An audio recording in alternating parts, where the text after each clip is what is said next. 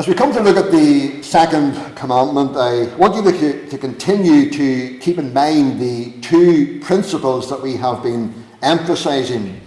If you're not saved, remember the law was not given as a means of salvation. Work, strive hard enough to keep the commandments, and you will earn God's favour and earn your way to heaven. But rather, God gave his law to show us our utter failure, our total inability to reach his standard, and so we need to look to Christ as our only hope. He was the only one who perfectly kept all of the commandments, and he was so obedient to the will of God that he laid down his life for us, as we've just been singing, in order to save us. He is our only hope, not your or my feeble efforts to try and keep the second commandment or any of the commandments, but to Christ alone is our only hope of salvation. Then the second principle that we need to keep in mind as we look at this commandment again is that as believers, those of us who are saved tonight, we are under the law as a rule of life, not to earn and merit God's favour in any way, but because we are saved by grace, that grace leads us to live lives that are honouring and glorifying to the Lord. And it's the commandments that show us how to do that help us as believers to know how to live lives that truly honour and glorify God, lives of thankfulness and appreciation to God for his great salvation that he's given to us, the free grace that he has bestowed upon us in saving us and making us his. So keep those two principles in mind as we again look at this second commandment.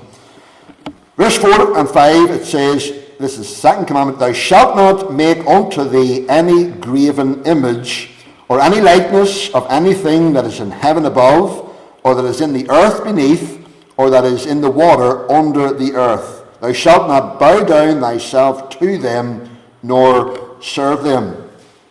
So three things as we consider the second commandment here. First of all, its definition. The second commandment is actually quite closely related to the first commandment. Thou shalt have no other gods before me. But there is a clear distinction between the two that is important for us to understand. God gave these two commandments, they're two separate commandments, and even though they're closely related, there is an important distinction. The first commandment, as we saw last week, requires us to choose to worship and to serve the Lord as our God and him only. God being who he is, he will not admit of any rival in our lives. He demands total allegiance and unrivaled worship from us. We are to love him with all of our hearts, minds, souls, and strength. So the first commandment emphasizes that there is one God only, whom we should completely devote our hearts and our lives to. The second commandment then builds on the first one by declaring that because God is God alone, we should not attempt to make for ourselves an image that we would bow down to or worship. We don't worship an image of God or anything else. We worship God alone.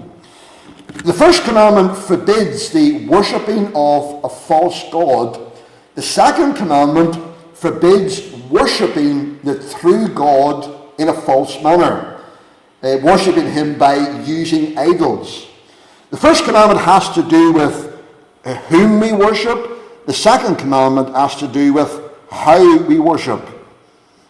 A.W. Pink, a commentator, said, this commandment strikes against a desire, or should we say a disease, which is deeply rooted in the human heart, namely to bring in some aids to the worship of God, beyond those which he has appointed, material aids, things which can be perceived by the senses.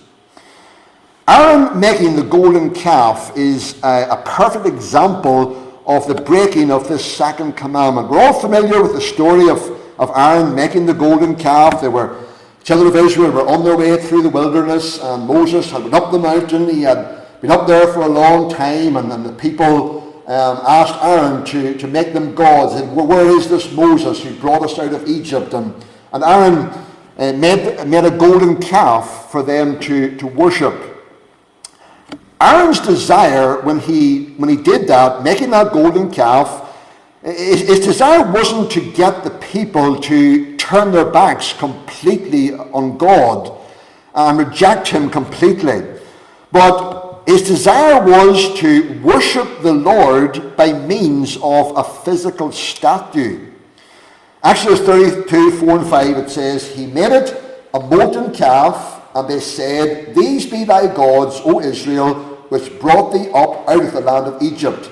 And when Aaron saw it, he built an altar before it, and Aaron made proclamation and said, tomorrow is a feast to the Lord. You see, this is an example of worshipping the true God in a false manner, worshipping him by using an idol. Idolatry was rife in the nations around Israel. They were pagan, making images and statues and worshipping them. That was just common practice at that time. But God wanted his people to be different. He wanted them to be set apart. He wanted them to worship him as the one and only true God, not to make any of their own graven images which they would then worship or idolize. God wanted them, you see, to worship him, not their interpretation of him, not their ideas of what they thought God was like. God wanted them to worship him alone. Whenever we look at the history of the children of Israel, we see how easily they were led into idolatry. They were easily influenced by the pagans around them. Time and time again, they turned to idol worship. We ask, how could a people so singularly blessed by God, a people whom God had taken into covenant with himself, a people that God had been so good to, how could they be so foolish as to turn to idol worship? What is it about taking an image carved out of wood or stone or metal and bowing down to it? What's in that? What appeals to people in that? What attracts people to that? Those are good questions for us to ask. At the heart of it, friends, is a rejection of God. That's really what's at the heart of idolatry. It's a rejection of God, not wanting to worship God as he ought to be worshipped, not wanting to submit to him, not wanting to submit to his claims upon our lives, not wanting him to control our lives. It really is us attempting to be in control rather than letting God be in control. Worshipping an idol is an attempt by us to limit the power of God to this object that I have made or that someone else has made, to reduce the power of God to this small package that I can control. You see, an idol, whenever you make it and bow down to it, you can make that thing whatever way you want. That thing will not talk back to you whenever you talk to it or ask it to do something. You see, the one that's in control is you. You've made that thing or had it made for you the way that you want it to be made. You're the one that's in control. See, it really is an attempt to depose the almighty, sovereign, and all-powerful God from his throne, the one who has a right to every area of our lives, and to put ourselves on that throne. where we're the ones that are in control of our own lives. I will have God this way, the way I want him to be. I will make my image, I will make my idol the way I want it to be. I'm the one that's in control of it. I will bow down and worship this thing that I have made. That's the heart of idol worship. The bottom line is, it is sin which is at the heart of idolatry. Sin is rebellion against God, not wanting God as he is, and having a God as we would like him to be. That was the first sin. When Adam sinned there in the garden, it really was a rejection of God as he was, and how God wanted him to worship him. He wanted to be in control himself. He wanted to have God the way he wanted him to be. And that really was the essence of sin. So that's the definition of this second commandment. But then secondly, not only its definition, but its present day relevance. Its present day relevance.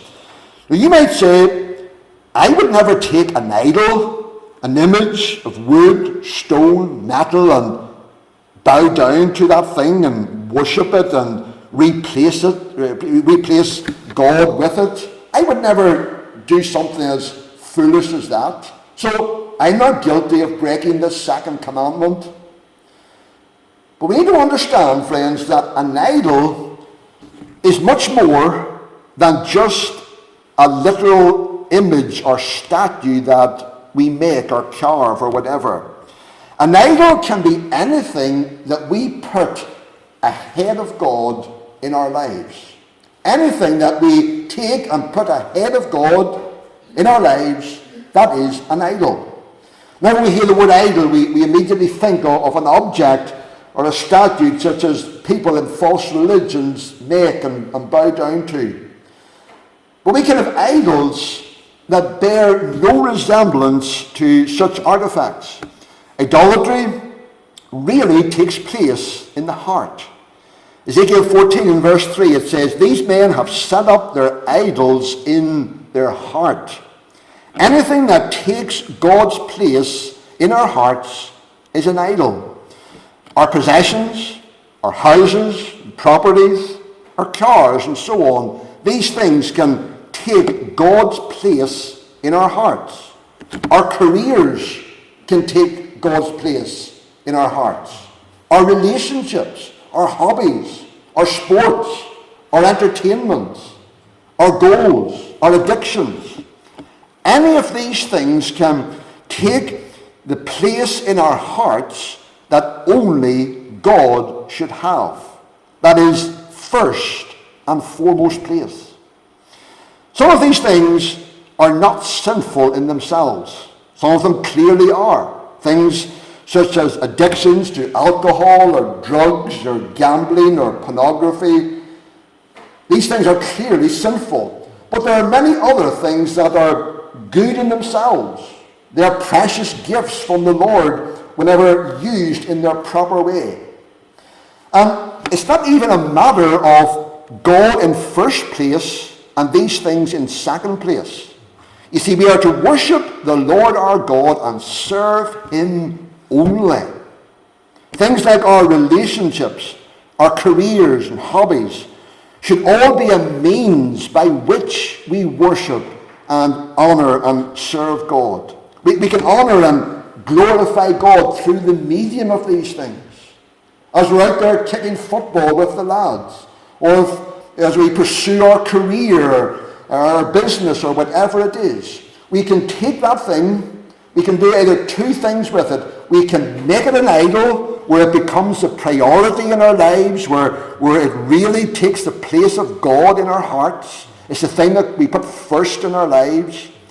Or we can take those things, good in themselves, and we can use them as a medium to honor, serve, and glorify God.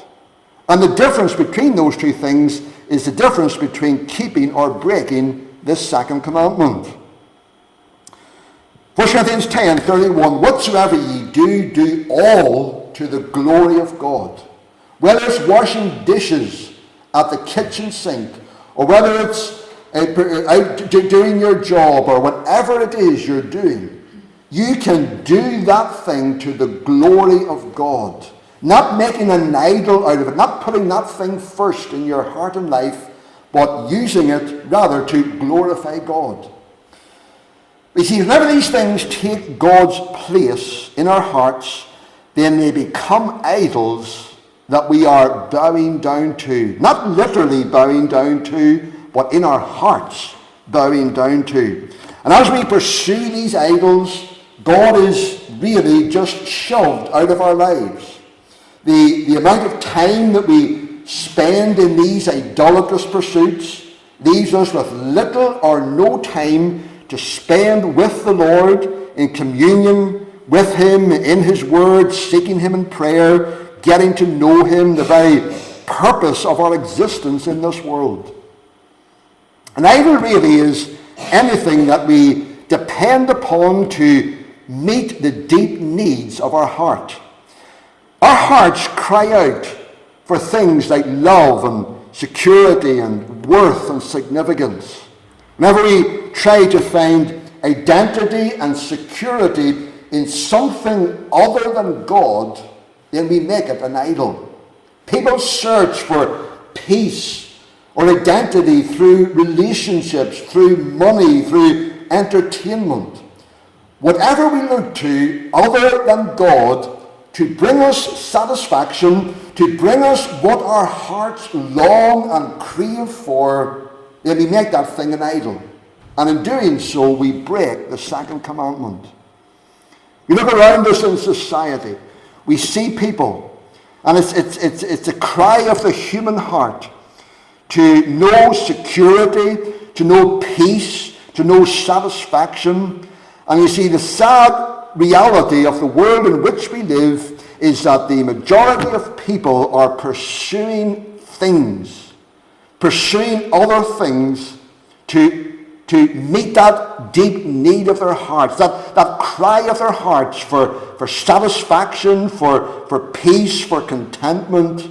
And you see, what they're doing is they're taking other things and they're making an idol out of them. They're looking to those other things to meet those deep needs of their heart.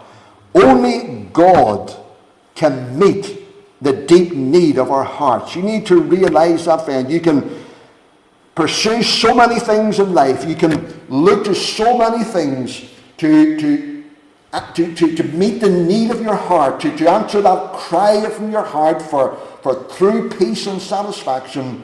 But as long as you do not look to God alone to meet those needs in your heart, then you're making an idol out of other things. You're putting other things in the place of God. All these idols are, in reality, forms of self-worship. This is why they are so appealing and attractive to us. We are in control, you see, of what we want, of what is pleasing to us. The temptation to worship self is a strong temptation for all of us, the feeling that we're in control. The reality is, when we replace God with other things, the things of this world, they will never satisfy our hearts. They were never meant to. God created us, created you and created me, that we might know satisfaction in Him alone. True satisfaction is only found in knowing God, in having a living, vital relationship with Him, where He comes first in our lives, where we submit to Him in every area of our lives. Only then will we know true peace and satisfaction. Then you will look to other things from now until the day you die, and you will never know true satisfaction. As St. Augustine said, "Thou hast made us for thyself, and our hearts are restless until they find their rest in thee." The sinful things that we look to in life will only deceive us and ultimately lead us to death. Proverbs 14:12, "There is a way which seemeth right unto a man, but the end thereof are the ways of death." The good things of this world are precious gifts from the Lord, which are meant to be enjoyed with thankful hearts to God for them, doing them in submission to Him, doing them for His glory. But whenever we replace the giver with the gift, and replace the Creator with what He has created, then we're guilty of idolatry and we've broken the second commandment.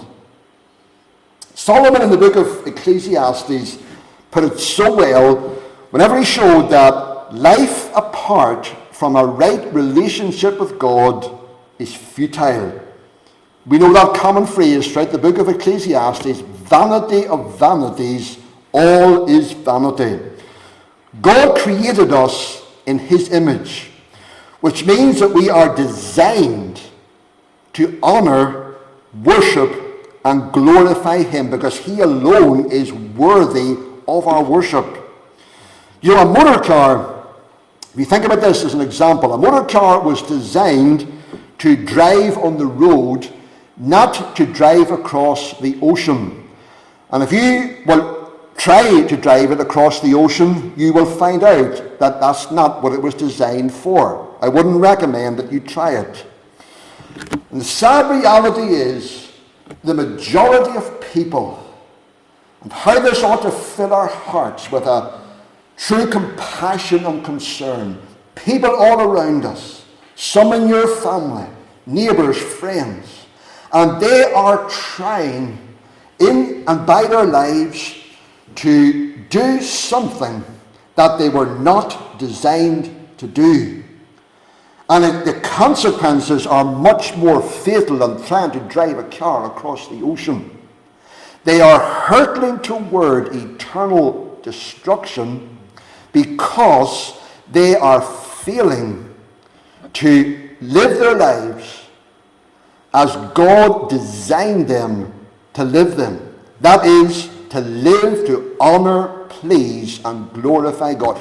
They're busy chasing after so many things that they have made into idols, that they're looking to for security and peace and so on. So many things that they are worshipping, putting first in their lives.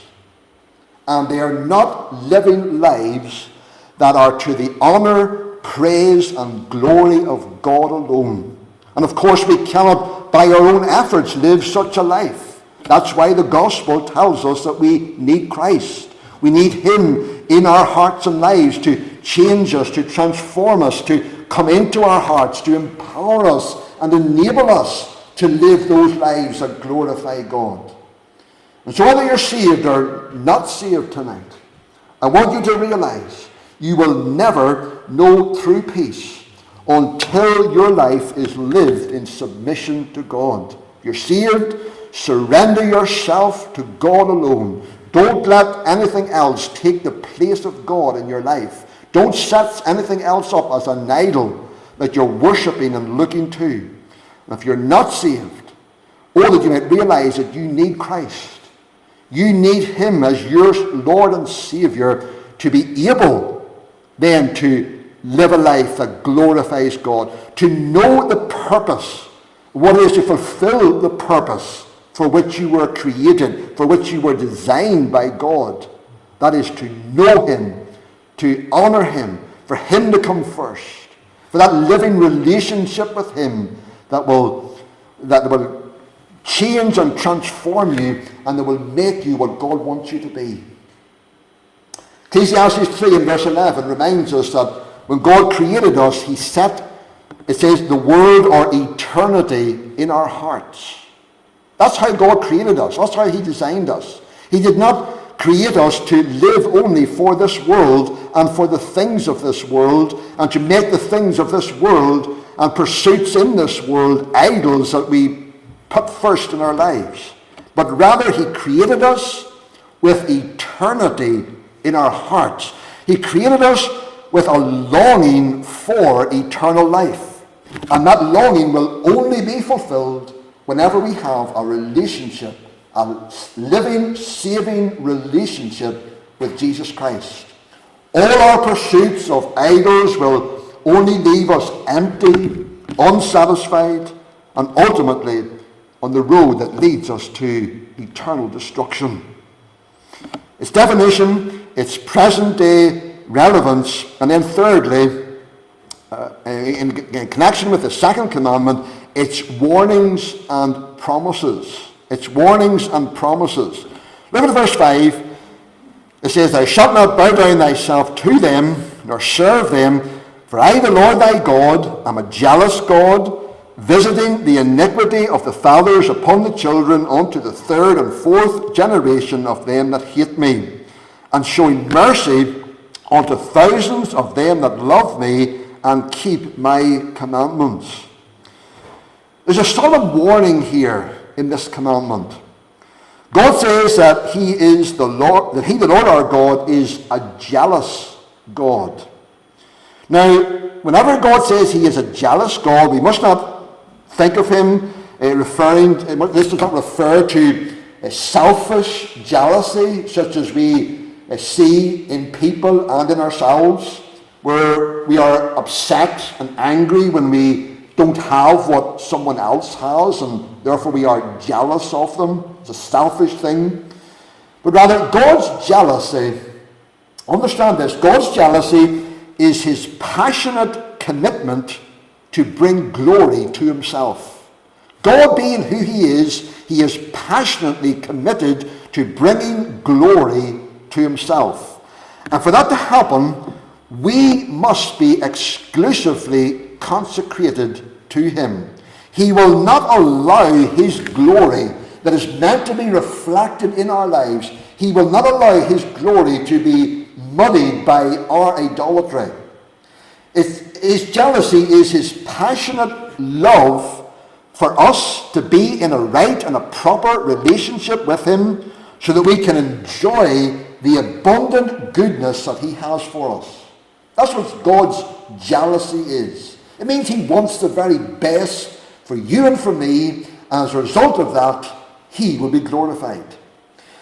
Because God is jealous in this way, He gives us a warning here. He says, For I, the Lord thy God, am a jealous God, visiting the iniquities of the fathers upon the children unto the third and fourth generation of them that hate me. What He's saying is, if we don't deal with the problem of idolatry in our generation and in our lives, then we will pass that problem on to our children and to our children's children.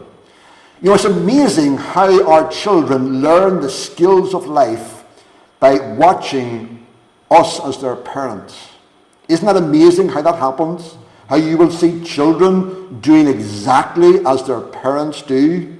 This is true in every area of life. Whenever children sadly watch their mum and their dad turning to the bottle or to the pill, or involved in yet another romance, or going on another shopping spree to make them feel good about themselves, what will those children do? They will follow that example and they will do exactly as you have done. We see this happening in our society all the time. Children watching their parents spend time, money, and energy on worldly pursuits, and they just do the very same. You see, those are the values that they are seeing in the home. The values that they're seeing in the lives of their parents. And because children always will look to their parents as role models, they will just naturally copy them. And they in turn, this is a sad thing about it, they in turn will raise their children with those very same values. What a responsibility rests upon those of us who are parents. We need to be praying for parents. Bringing up children in these days, with so much in this world, the values of the world that are being pushed upon us more and more, godless values, pushed on us more and more, how we need to pray that our Christian parents will set a godly example to their children. Because this affects not only us, but our children and our children's children. As God says here, visiting the iniquity of the fathers upon the children unto the third and fourth generation of them that hate me.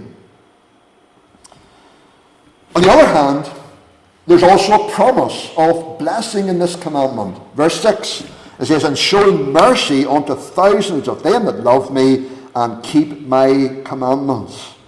God promises blessing for those who model godly values for their children. And that's the encouragement for us as Christian parents. God has promised to help and to bless us as we seek by his grace to model godly values for our children. And I'm sure every one of us who have children in this meeting tonight would desire them to walk with God, would desire them to put God first in their lives. Well, if we want that, if we want to see that happen, how important it is that we set them a godly example, that as they watch our lives, as they look upon us, that they see, Mummy and Daddy love the Lord. Mummy and Daddy put God first in their lives, and I want to do the same. I see the benefit of walking with God in their lives. I see the blessing it is when people walk with God. I see that in my parents' lives, and I want that. That's such a blessing, isn't it? Someone has said, just as children learn to run to idols by watching their parents do so, they can also learn to turn away from idols by observing their parents giving God his rightful place in their lives. Now, I must add when I say this that we must understand that it doesn't always mean that when we do set a godly example that it automatically our children are going to follow that example. That doesn't always follow. We must trust that God will help our children to follow our example as we seek to set it before them. But it's a scriptural principle that if we want to see our children walk with God, if we want to see them putting God first in their lives, our responsibility is to set the example for them. The good example. Psalm 103 and verse 17 says, but the mercy of the Lord is from everlasting to everlasting upon them that fear him, and his righteousness unto children's children. What a promise. What an encouragement for us. As we conclude, let me challenge you, you who are trying to merit God's favour by your efforts to keep the commandments, have you reached the standard that this law sets, the second commandment? Can you honestly say that there is nothing or no one in your life that you have made an idol that takes the place of God? That there is nothing that takes the place of God in your heart? That God is the only one that you always depend upon to meet the deep needs of your heart? Things like love and security and worth and significance. Have you reached that standard to absolute perfection? And the answer is, of course you haven't. None of us have. There is only one who never had anything that took the place of God in his heart and life, ever. He is the one who, when facing the cross with all of its horrors and sufferings, he prayed there in Gethsemane's garden, Father, if it be possible, let this cup pass from me. Nevertheless, not my will, not what I want, but thy will be done. The one who willingly chose not to be in control of his own destiny, but submitted himself totally to the will of God, which meant going to the cross of Calvary, allowing wicked men to insult him, to beat him, to nail him to the cross, to do their worst to him, for hell itself, the devil and hell itself, to be unleashed against him. He willingly chose to allow that to happen to him. Why? Because he was completely submitted to God and to his will. He had no idol. He had no self-ambition. He had nothing that came before God in his life. Complete and absolute submission to the will of God took him to the cross, where he laid down his life, where he willingly died in your place and in mine. Aren't you so thankful tonight that Christ had no other gods before God, that he did not make anything else an idol in his life, but that rather he submitted himself 100%, consecrated to God, to his will, going to the cross and dying for you. That's why he's your only Saviour. That's why you've got to look away from yourself, your feeble efforts to try and keep this commandment or any of the commandments. And look to him alone to save you. If you, child of God, as you seek to walk with God, glorify him in appreciation for his saving grace in your life, can you honestly say tonight that there is nothing or no one that takes the place of God in your heart, that you have smashed your idols, that God alone takes the central place in your heart and life? It's a challenge to all of us. But it's where we ought to be. When we think of what Christ has done for us, when we think of what his grace has done for us, how can we not but give ourselves to him and to say, I'm not going to allow anything to take the place of God in my life.